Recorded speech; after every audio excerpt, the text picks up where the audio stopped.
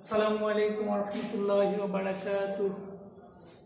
প্রিয় শিক্ষার্থীবৃন্দ, আশা করি তোমরা যে যেখানে আছো সবাই সুস্থ এবং সুন্দরভাবে এই সময়টা পার করছো। কারণ আমরা জানি দেশব্যাপী বর্তমানে মৃদু শৈত্যপ্রবাহ চলছে। এর সাথে যে মহামারীর তাণ্ডব তার ছোঁয়া বাংলাদেশেও আমরা দেখতেছি। প্রতিদিন সংক্রমণের হার বৃদ্ধি পাচ্ছে। সেদিক থেকে আমরা যারা লেখাপড়া নিয়ে ব্যস্ত আছি, সামনে পরীক্ষা, তাদেরকে একটু বাড়তি সচেতনতার কথা বলবো আমি। যে একে তো ঠান্ডা এর একটা সময়, এই ঠান্ডার মধ্যে নিজেকে একটু সেফে রেখে চলতে হবে আমাদের। বিশেষ করে হঠাৎ করে ঠান্ডা লাগা, একটু জ্বর আসা, একটু অ্যালার্জিক প্রবলেমগুলো দেখা দিতেই পারে। সেই ক্ষেত্রে আমরা নিজেরা সচেতন থাকব। আমি সবসময় বলে থাকি, প্রতিকারের চেয়ে প্রতিরোধটাই বেশি গুরুত্বপূর্ণ। তো আমরা যারা সচেতন তারা তো ঠিক আছে, কিন্তু অবচেতন মনে আমরা অনেকেই একটু ভালো লাগার দিকে খেয়াল করে আমাদের এই অস্বস্তিকর পরিবেশের সৃষ্টি হয়ে যায়। যেমন হঠাৎ করে ঠান্ডা লাগানো, বিশেষ করে এখন সন্ধ্যার পরে এই যে ঠান্ডার প্রকোপটা, এই সময়টাতে বাইরে না থাকা, ঘরের ভিতরে থাকা, এরকম গরম পানি যার কোনো সমস্যা না আছে সেও যদি একটু অভ্যাস করে নেই, এই শীতের সময়টাতে একটু গরম পানি খাওয়ার অভ্যাস থাকে, তো অনেকটাই অ্যালার্জিক ঠান্ডা এই সমস্যা থেকে বেঁচে থাকা যায়। আর কিছু ঘরোয়া ট্রিটমেন্ট, বিশেষ করে আমি বলবো যে এই সময়টাতে কালো জিরা তেল, মধু, এগুলো একটু মেনুতে নিয়ে আসা, যে এটা অভ্যাস হয়ে গেলে সারা জিন্দেগি চলতে থাকবে এবং অনেক রকমের অসুবিধা থেকে আমরা, বিশেষ করে ঠান্ডাজনিত সমস্যা থেকে আমরা বেঁচে থাকবো ইনশাল্লাহ। সেই দিক থেকে পরিমিত ঘুম, নিয়মিত কিছুটা ব্যায়াম করা, এক্সারসাইজ, পরিমিত খাবারের দিকেও লক্ষ্য রাখা। আমরা যে মুখরোচক খাবারগুলো খেয়ে থাকি, বিশেষ করে বাইরের যে খাবার, স্ন্যাকের যে খাবারগুলো, বা এমনি অনেক সময় ভাজি পোড়া, এইসব জিনিসগুলো থেকে একটু সচেতনভাবে চলতে থাকলে অনেক দিক থেকেই আমরা সুস্থ থাকবো। আর বিশেষ করে আমরা যারা এক্সামে নিই তাদের তো বেশি সচেতন হওয়া দরকার, যে আমি হঠাৎ করে অসুস্থ হয়ে না পড়ি। সে যার কথা বাড়াবো না। আমরা গত ক্লাসে কোষের সামান্য, খুব স্বল্প পরিসরে কিছু ইতিহাস বলেছিলাম, কোষ আবিষ্কারের কথা। রবার্ট হুক, লিওয়েল-হুক সহ কিছু বিজ্ঞানীর যারা কোষের আবিষ্কারের সাথে জড়িত, তাদের কিছু নাম আমরা অল্প সময়ের মধ্যে বলেছিলাম। আজকে আমি তোমাদেরকে কাইন্ডস অফ সেল সম্পর্কে একটু কথা বলবো। কাইন্ডস অফ সেল, এই শিরোনামে আমরা কিছু কথা বলবো। আমরা জানি কোষকে তো আমরা বিভিন্নভাবে সংজ্ঞায়িত করেছি। মোদ্দা কথা যেটা, সেটা হচ্ছে যে জীব দেহের গঠনগত এবং কার্যগত, functional and structural unit of body, গঠনগত এবং কার্যগত একককে আমরা কোষ বলছি। আমরা জানি একটা কোষ থেকেই একটা জীবনের শুরু। জাইগোট একটি কোষ, যেটি হ্যাপ্লয়েড দুটো কোষের সমন্বয়ে গঠিত। সেই একটি মাত্র কোষ থেকেই এই বিশাল মহুরে একটি বটগাছ, কোটি কোটি কোষের সমন্বয়ে একটি মানব দেহ গঠিত। সেই ক্ষেত্রে কাইন্ডস অফ সেল আমরা বলবো। কাইন্ডস অফ সেলের ক্ষেত্রে প্রথম শিরোনামটি হচ্ছে শরীরবৃত্তীয় কার্যের উপর ভিত্তি করে কোষকে আমরা দুই ভাগে বিভক্ত হতে দেখি। একটা হচ্ছে দেহকোষ, এক নম্বর হচ্ছে দেহকোষ, বাংলায় লিখছি দেহকোষ। আর এটা হচ্ছে জনন কোষ।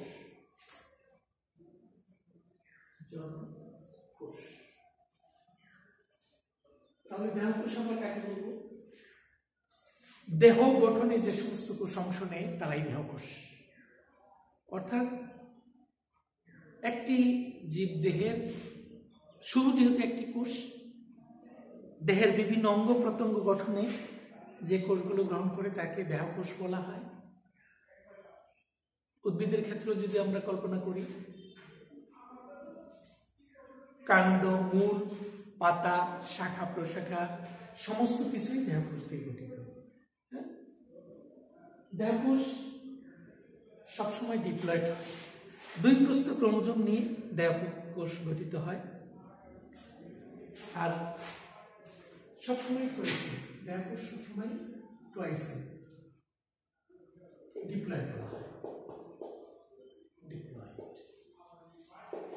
আর একটা হচ্ছে জনন কোষ। প্রজননে, বিশেষ করে যৌন জননে যে সমস্ত কোষ ব্যবহৃত হয়, যে সমস্ত কোষ অংশগ্রহণ করে তাদেরকে জনন কোষ বলে। এরা শুধু জনন কাজেই সাহায্য করে। আর জননাঙ্গটাও কিন্তু যে জায়গাতে যে জনন কোষটা সৃষ্টি হবে সেটার গঠনও কিন্তু দেহকোষ দ্বারাই গঠিত। জনন মাতৃকোষটি মায়োসিস প্রক্রিয়ায় বিভক্ত হয়ে হ্যাপ্লয়েড সংখ্যক ক্রোমোজোম নিয়ে হ্যাপ্লয়েড কোষ সৃষ্টি করে। জনন কোষ সবসময় হ্যাপ্লয়েড হয়। যেমন শুক্রাণু এবং ডিম্বাণু, শুক্রাণু আর ডিম্বাণু এরাই হচ্ছে জনন কোষ। তাহলে আমরা দেখলাম যে দেহ গঠনে যে সমস্ত কোষ অংশগ্রহণ করে তারা সবসময় ডিপ্লয়েড, দ্বিপ্রস্থ। আর জনন কাজে যে সমস্ত কোষ অংশগ্রহণ করে তারা জনন কোষ, শুক্রাণু, ডিম্বাণু জনন কোষ। এরপরে নিউক্লিয়াসের গঠনের উপর ভিত্তি করে, কোষ আবার একটা হচ্ছে প্রোক্যারিওটিক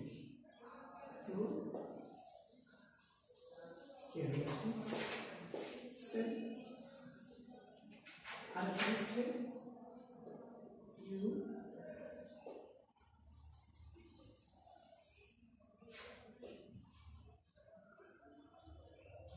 ইউক্যারিওটিক সেল। প্রোমিন আদি, ক্যারিয়ন মানে নিউক্লিয়াস, আদি প্রকৃতির নিউক্লিয়াস নিয়ে যে সমস্ত কোষ গঠিত তাদেরকে প্রোক্যারিওটিক সেল বলে। অর্থাৎ যে কোষের নিউক্লিয়াস সুগঠিত নয়, সুগঠিত মানে কি? একটা নিউক্লিয়াসের গঠন কিরকম?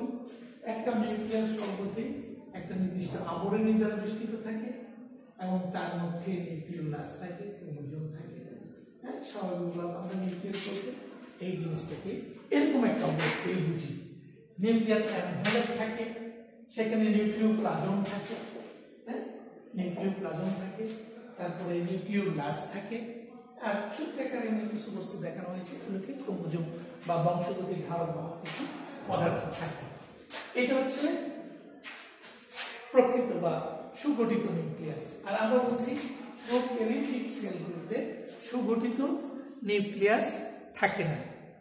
এবং যেখানে কিছু বৈশিষ্ট্য দেখো প্রোক্যারিওটিক সেলের, যেখানে আবরণীযুক্ত কোনো নিউক্লিয়াস নেই, আবরণীযুক্ত কোনো অর্থাৎ সুস্পষ্ট নিউক্লিয়াস প্রোক্যারিওটিক সেলে পাওয়া যাবে না। ইভেন সাইটোপ্লাজমের মধ্যে যে অর্গানেলিস থাকে, as for example mitochondria, plastid, lysosome, Golgi bodies ইত্যাদি ইত্যাদি, এই কোষাঙ্গগুলো আবরণীযুক্ত থাকে, কিন্তু প্রোক্যারিওটিক সেলের মধ্যে এদের কোনো অস্তিত্ব থাকে না। আর এই কোষগুলো ডিভিশন হয়, এই আদি কোষের ডিভিশন হয় অ্যামাইটোসিস প্রক্রিয়া অথবা বাইনারি ফিশনের মাধ্যমে, অর্থাৎ দ্বিভাজন একটা থেকে দুটো, অথবা অ্যামাইটোসিস প্রক্রিয়া। আর প্রোক্যারিওটিক সেলের রাইবোজোম 70S, রাইবোজোমে থাকবে 70S। আর শ্বসন ঘটবে ক্ষেত্রে অবাধ শ্বসন, অ্যানারোবিক রেসপিরেশন। এগুলো prokaryotic cell. On the other hand eukaryotic সেলগুলোতে কি হবে? এই ক্ষেত্রে সুগঠিত নিউক্লিয়াস থাকবে, নিউক্লিয়ার এনভেলপ থাকবে, নিউক্লিয়ার এনভেলপ মানে আবরণী থাকবে, নিউক্লিয়াসের বাইরে একটা আবরণ থাকবে, সুস্পষ্ট নিউক্লিয়াস থাকবে, এবং সেই ক্ষেত্রে ক্রোমাটিন তন্তুগুলো আমরা যাকে পরবর্তীতে ক্রোমোজোম বলবো সেগুলোর অস্তিত্ব থাকবে। এছাড়া কোষাঙ্গাণুগুলো দিয়ে আবরণী যুক্ত হবে, যেমন উদ্ভিদ কোষের ক্ষেত্রে প্লাস্টিড, মাইটোকন্ড্রিয়া, এগুলো দিয়ে আবরণী যুক্ত থাকবে। মাইটোকন্ড্রিয়া প্রাণী কোষেও থাকবে, প্লাস্টিক বেঁধে রেখে যে সমস্ত অর্গানিলগুলো প্রাণী কোষে থাকবে সেগুলো আবরণী যুক্ত হবে। আর ইউক্যারিওটিক সেল প্রকৃত সেল, বিশেষ করে উদ্ভিদ, অধিকাংশ উন্নত ধরনের উদ্ভিদ, তারপরে বিশেষ করে শৈবাল ছত্রাক যেগুলো অ্যালগি ফাঙ্গাই আমরা বলি, ব্রায়োফাইট, টেরিডোফাইট, জিমনোস্পার, এন্জিওস্পার্ম, সমস্ত উদ্ভিদের কোষগুলোই প্রকৃত কোষ অর্থাৎ ইউক্যারিওটিক সেল। আর এই সেলের ডিভিশন কিন্তু মাইটোসিস এবং মায়োসিস প্রক্রিয়া, উন্নত প্রক্রিয়ার সেল ডিভিশন এই ক্ষেত্রে ঘটবে। আর ইউক্যারিওটিক সেলের ক্ষেত্রে রাইবোজোমের সাইজ হবে 80S। এরা এই ইউক্যারিওটিক সেলের মধ্যে সহজ শোষণ ঘটবে। হ্যাঁ, এরকম আমরা তাহলে কালচার সেলের মধ্যে দুটো ধরন পেলাম, এক সর্ববৃত্তীয় কাজের জন্য দেহকোষ এবং দেহকোষ এবং জনন কোষ, আর দ্বিতীয় আরেকটি ধরন on the basis of carry-on অর্থাৎ নিউক্লিয়াসের গঠনের উপর ভিত্তি করে আমরা দুই রকমের কোষ পেলাম, এক হচ্ছে প্রোক্যারিওটিক সেল আর একটা হচ্ছে ইউক্যারিওটিক সেল। এই ক্ষেত্রে আমরা একটা জিনিস খেয়াল করি, প্রোক্যারিওটিক সেল এবং ইউক্যারিওটিক সেল যদি এরকম কোনো প্রশ্ন আসে যে আদি কোষ এবং প্রকৃত কোষের মধ্যে পার্থক্য লিখো, এরকম কোনো হিন্টস থাকলে যে পার্থক্য তুলনামূলক কোনো প্রশ্ন যদি আসে, সেই ক্ষেত্রে কিন্তু আমরা আজকের এই বর্ণনা থেকে দুটো কোষের মধ্যে পার্থক্য করে ফেলতে পারি। যেমন আমরা বর্ণনায় বলেছি যে এই ক্ষেত্রে প্রোক্যারিওটিক সেলের ক্ষেত্রে যদি আমরা পার্থক্য বলি, আমরা যদি ঘরটা এভাবে করে নিই যে প্রোক্যারিওটিক ইউক্যারিওটিক,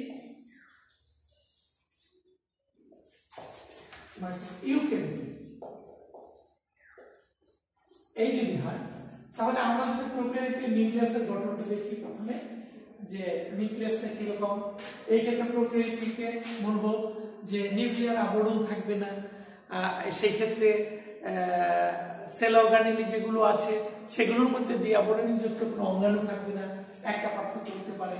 আর ইউক্যারিওটের ক্ষেত্রে আমরা লিখবো প্রকৃত কোষে, এই ক্ষেত্রে ইউক্যারিওটের ক্ষেত্রে কি হবে, নিউক্লিয়াস সুগঠিত হবে, নিউক্লিয়ার এনভেলপ থাকবে, সুস্পষ্ট নিউক্লিওলাস থাকবে, ইভেন দ্বিতীয় নম্বরে তার মধ্যে কোনো থাকবে না, দিয়ে আবরণীযুক্ত অন্য কোনো অর্গানেলও থাকবে না প্রোক্যারিওটের মধ্যে।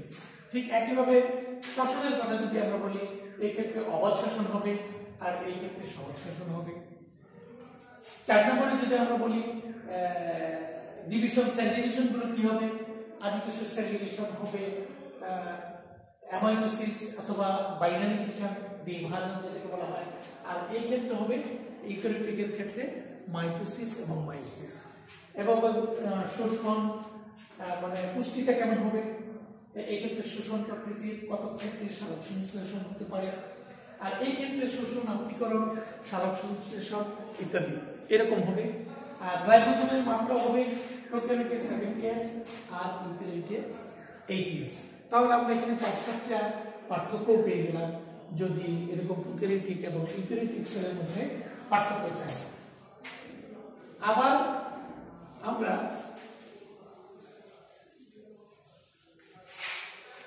যেটু দেখলাম, এরপরে আমরা ছোট্ট করে একটু আলোচনা করতে চাই, যেহেতু অল্প একটু সময় বাকি আছে।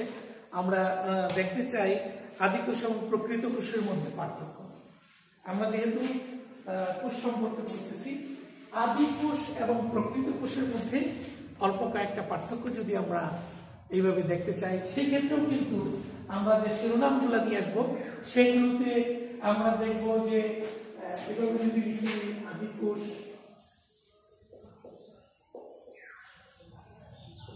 প্রকৃত কোষ, আর ওই ক্ষেত্রে দেখলাম দেহকোষ আর জনন কোষ। এইভাবে আমরা আজকের আলোচনা থেকে আদি কোষ এবং প্রকৃত কোষের পার্থক্যের ক্ষেত্রে নিউক্লিয়াসের ধরন দেখব, ডিএনএ ডিএনএ ধরন দেখবো আদি কোষের ডিএনএ নন হিস্টোন প্রোটিন সমৃদ্ধ হবে নন হিস্টোন প্রোটিন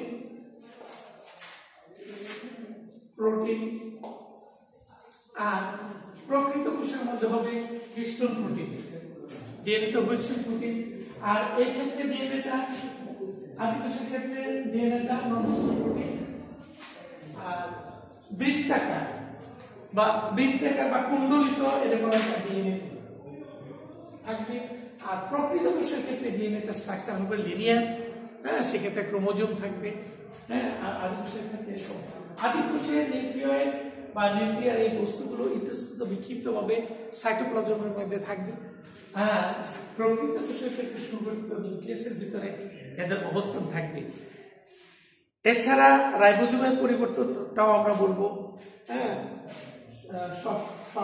শোষণ মানে খাদ্য আত্মীকরণের কথা বলবো এইভাবে আমরা আদি কোষ এবং প্রকৃত কোষের পার্থক্যটা নির্ণয় করতে পারবো এরপরে আমরা যে অল্প সময় বাকি আছে উদ্ভিদ কোষ এবং প্রাণী কোষের স্থূলভাবে আমি কয়েকটি পার্থক্য তোমাদেরকে বলতে চাই যেমন সর্বপ্রথম হলো যদি আমি উদ্ভিদ কোষ এবং প্রাণী কোষের পার্থক্য করতে চাই তাহলে আমরা উদ্ভিদ কোষ আর প্রাণী কোষটা এভাবে ঠিক করে নিব প্রাণী কোষ এভাবে ঠিক করে নিয়ে তাহলে উদ্ভিদ কোষের যে জিনিসটা সর্বপ্রথম আমি পার্থক্য হিসেবে আনবো সেটা হলো সেলুলোজ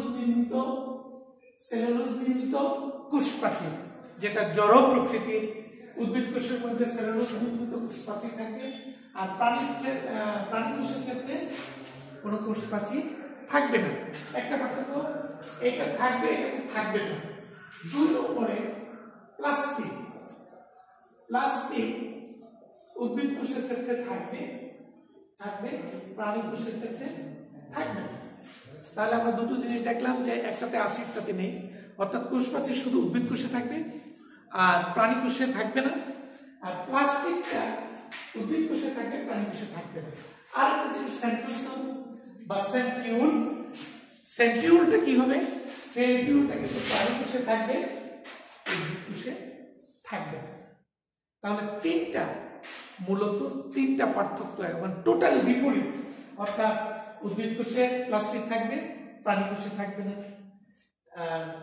কোষ প্রাচীর উদ্ভিদ কোষে থাকবে প্রাণী কোষে থাকবে না আর সেন্ট্রিওল প্রাণী কোষে থাকবে বাট উদ্ভিদ কোষে থাকবে না আরেকটা জিনিস ভেকুল যেটা কোষ গহ্বর বাংলায় বলে থাকো তোমরা কোষ গহ্বরটা কিন্তু উদ্ভিদ কোষে বড় আকৃতির একটা কোষ গহ্বর থাকবে প্রাণী কোষে থাকবে না স্বাভাবিক থাকে না থাকলেও অতি ক্ষুদ্র আকৃতির সাইটোপ্লাজমের মধ্যে ইতস্তত বিক্ষিপ্তভাবে এই ক্ষেত্রে একটা লক্ষণীয় বিষয় হচ্ছে উদ্ভিদ কোষের ভেকুলটা বা কোষ গহ্বরটা বড় যেহেতু সেই ক্ষেত্রে উদ্ভিদ কোষের নিউক্লিয়াসটা কিন্তু তার কোষ প্রাচীরের অর্থাৎ প্রাচীরের পরিধির দিকে অবস্থান করবে আর প্রাণী কোষের ক্ষেত্রে নিউক্লিয়াসটা তার কেন্দ্রস্থলে কারণ কি এই ভেকুলটা বড় হওয়ার কারণে তার একটা প্রেসার থাকে যার দরুন সে কিনারা দিয়ে চলে যায় আর প্রাণী কোষের ক্ষেত্রে ভেকুলটা না থাকার কারণে অথবা ক্ষুদ্রাকৃতি থাকার কারণে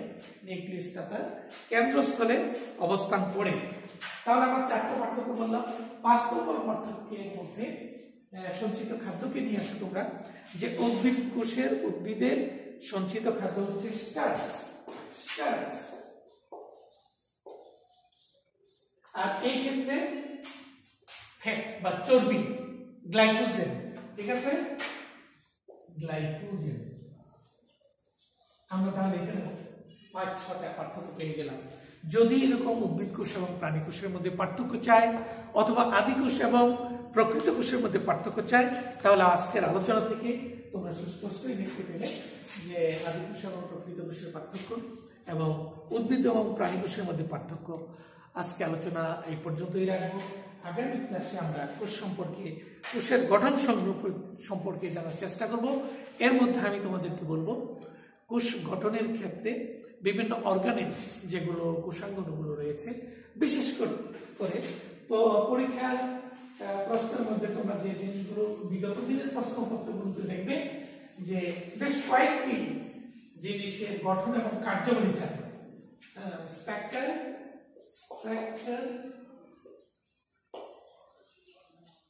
অ্যান্ড ফাংশন, এই দুটো জিনিস চেয়ে থাকে। স্ট্রাকচার এবং ফাংশন কি কি তার মধ্যে হচ্ছে নিউক্লিয়াস প্লাস্টিড and mitochondria।